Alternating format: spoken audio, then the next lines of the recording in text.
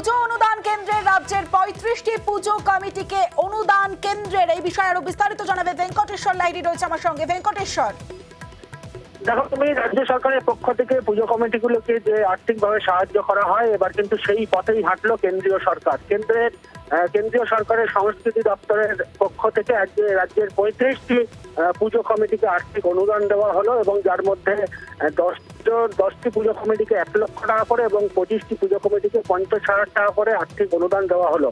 সব মিলিয়ে আজকে আলিপুরে একটি অনুষ্ঠানের মাধ্যমে পুজো কমিটির হাতে, যারা আয়োজক সংস্থার পক্ষ থেকে তাদের হাতে আর্থিক অনুদান তুলে দেওয়া হলো এবং এই আর্থিক অনুদান দেওয়ার পরেই কিন্তু যে সমস্ত পুজো কমিটিগুলো রাজ্যে এসেছিল তাদের পক্ষ থেকে জানানো হলো যে আর্থিক অনুদান কেন্দ্রের পক্ষ থেকে তারা আর্থিক অনুদান পেয়ে খুশি।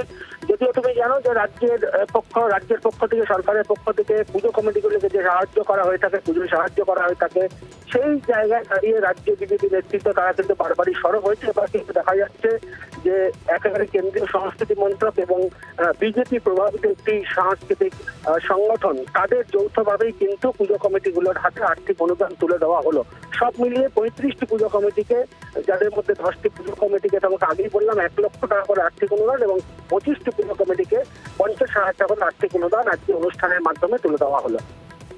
বেশ ভেঙ্কটেশ্বর, এবার পুজো অনুদান কেন্দ্রের রাজ্যের 35টি পুজো কমিটিকে অনুদান, কেন্দ্রীয় সংস্কৃতি মন্ত্রকের তরফে অনুদান, 10টি ক্লাবকে 1 লক্ষ টাকা অনুদান এবং 25টি ক্লাবকে 50,000 টাকা করে অনুদান কেন্দ্রের।